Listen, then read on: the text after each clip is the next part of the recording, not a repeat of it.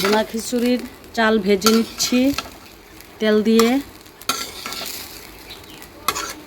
সমপরিমাণ তেল দিয়ে চালগুলি ভাজতে হবে, তারপরে ডাল ভাজি করব। কড়াইটা ছোটো হয়ে গেছে, চালটা ভেজে সসপ্যানে বসাবো।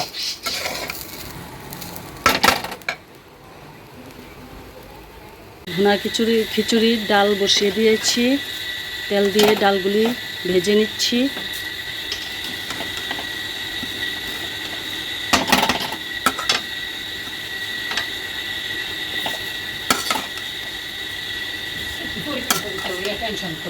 লং, এলাচি, দারচিনি, গোলমরিচ দিয়ে দিলাম। আর এদিকে তেজপাতা, তেজপাতা, আদা কুচি দিয়ে দিলাম।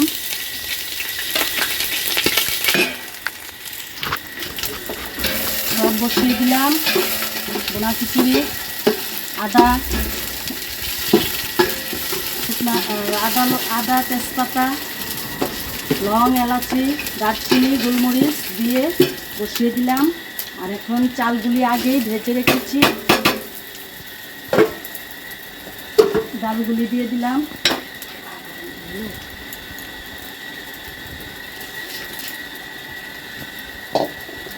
দিয়ে ভালোভাবে নেড়ে চেড়ে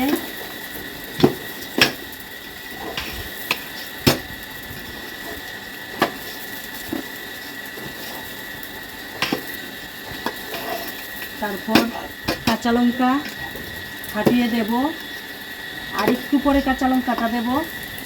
তারপর ঘি দিয়ে নামিয়ে নেব, একটু চিনি দিয়ে ঘি দিয়ে নামিয়ে নেব। সব উপকরণ দিয়ে ভালোভাবে ভেজে তারপর জল দিয়ে দেব। কাঁচা লঙ্কা দিয়ে দিলাম, এখন জল দিয়ে দিচ্ছি পরিমাণ।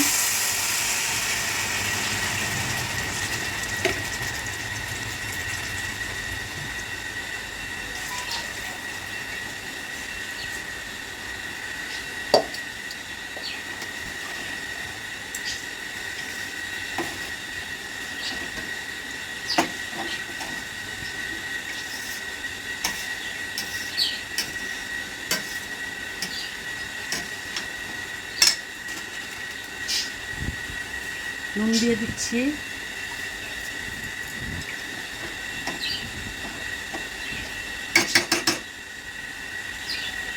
নামানোর সময় ঘি দেব, ঘি দিয়ে একটু চিনি দিয়ে নামিয়ে নেব। আর তোমরা ইচ্ছা করলে ঘিতেও ভাজতে পারো চাল ডাল।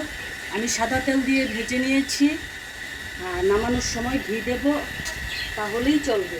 এইভাবে তোমরা পরে ঠাকুরকে ভোগ নিবেদন করো, খুব ভালো লাগে।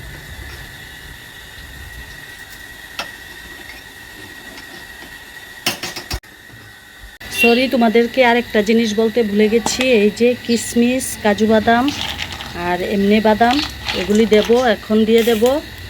আর এদিকে ঘি দেব, দেখা যাক কতটুকু হয়েছে।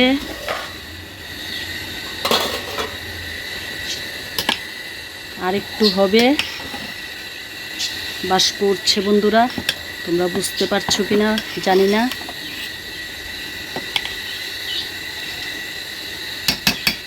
আর একটু হবে, এখন এগুলি দিয়ে দেব।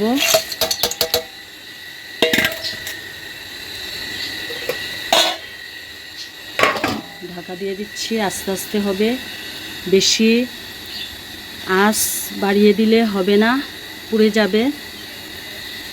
এইভাবে তোমরা করো। এই যে ঘি দিয়ে দিচ্ছি বন্ধুরা, এখন চিনি দিয়ে দিচ্ছি।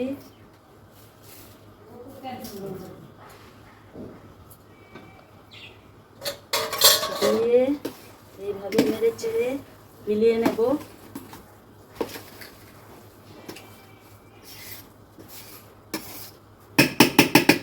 হয়ে গেছে।